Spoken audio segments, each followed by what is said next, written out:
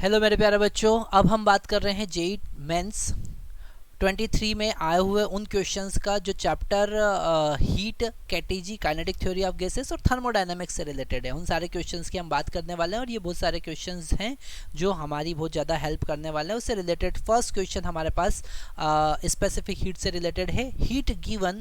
Heat energy of 184 kilojoule given to the ice of mass 600 gram at minus 12 degree Celsius.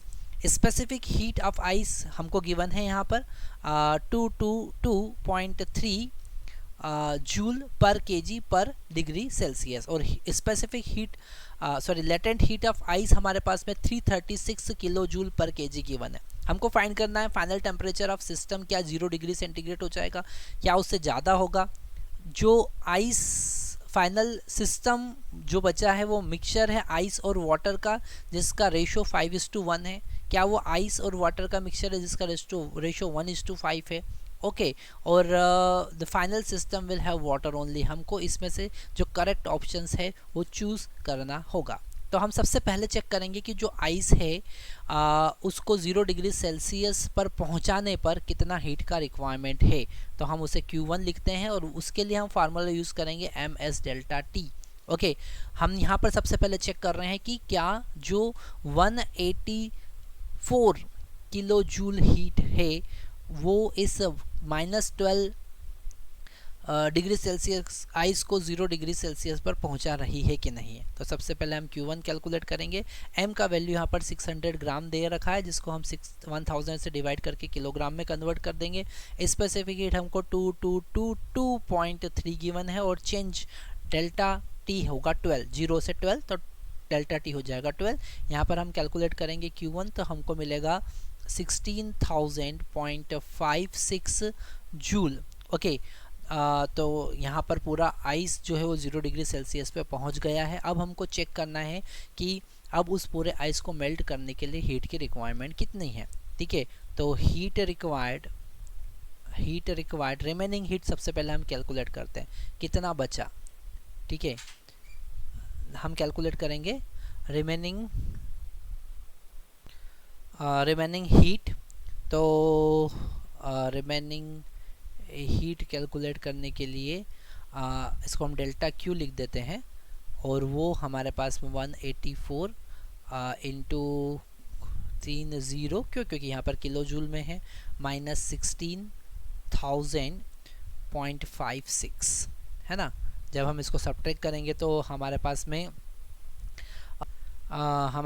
Heat बचा है 167,999.44 joule. इतना heat हमारे पास बचा है। अब हम कैलकुलेट करेंगे कि हमको हीट का रिक्वायरमेंट कितना है अगर आइस को पूरा मेल्ट करना है। ठीक है, तो required heat to melt complete ice, पूरे आइस को मेल्ट करने में कितना हीट का रिक्वायरमेंट है उसको हम Q2 लिख देते हैं और वो हमको मिलेगा M into L, that is equal to 600 divided by 1000 into 336 kilo joule. तो हम यहाँ पर 1000 का मल्टीप्लाई कर देंगे तो 1000 से 1000 कैंसिल हो जाएगा और यहाँ पर हमको मिलेगा 201600 जूल। इतना हीट हमको चाहिए, पर हमारे पास इतना हीट तो अवेलेबल है नहीं, तो पूरा आइस मेल्ट होगा नहीं। तो अब यहाँ पर हम चेक करेंगे अमाउंट ऑफ आइस मेल्ट। ठीक है, अमाउंट ऑफ आइस मेल्ट, क्योंकि पूरा तो मेल्ट होने वाला नहीं है, इतनी हीट है ही नहीं ना। हमारे पास में तो अप्रॉक्सीमेट 20 हम चेक कर रहे हैं। अब हमारे पास में पूरा आइस मेल्ट होगा नहीं, क्योंकि हमारे पास में हीट की रिक्वायरमेंट ज़्यादा है और अमाउंट ऑफ हीट कम है। तो कितना आइस मेल्ट होगा हम ज़रा वो चेक कर लेते हैं। उसे चेक करने के लिए हम यहाँ पर जितना हीट रिक्वायर्ड है उसके अकॉर्डिंग मास कितना मेल्ट होगा वो चेक कर लेते हैं। तो अमाउंट ऑफ आइस मेल्ट वो होगा M मास इंटू कितना एनर्जी लगता है, तो 336,000 इज़ इक्वल टू बचा हुआ कितना है, तो यहाँ पर 16,799.44 यहाँ हम कैलकुलेट करेंगे तो m का वैल्यू हमारे पास में आने वाला है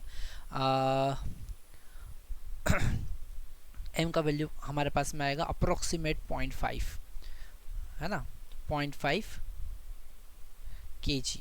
ओके, तो हमारे पास में मतलब कि 500 ग्राम, आधा किलो 500 ग्राम। तो यहाँ पर हमको ये समझ में आ रहा है कि पूरा आइस मेल्ट होगा नहीं, फाइनल टेम्परेचर 0 डिग्री सेल्सियस ही रहेगा, और आइस वाटर में जो कन्वर्ट हुआ तो आइस बचा कितना, 600 में से 500 वाटर में कन्वर्ट हो गया।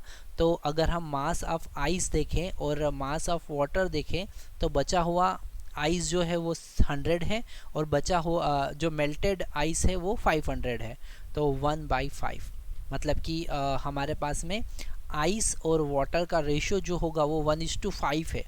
ओके, तो डी ऑप्शन करेक्ट है और ए ऑप्शन करेक्ट है, मतलब ए ऑप्शन हमारा यहाँ पर फर्स्ट ऑप्शन करेक्ट होगा। फाइनल टेम्परेचर 0 डिग्री सेल्सियस होगा और रेशियो जो होगा आइस का टू दी वाटर वो होगा 1:5।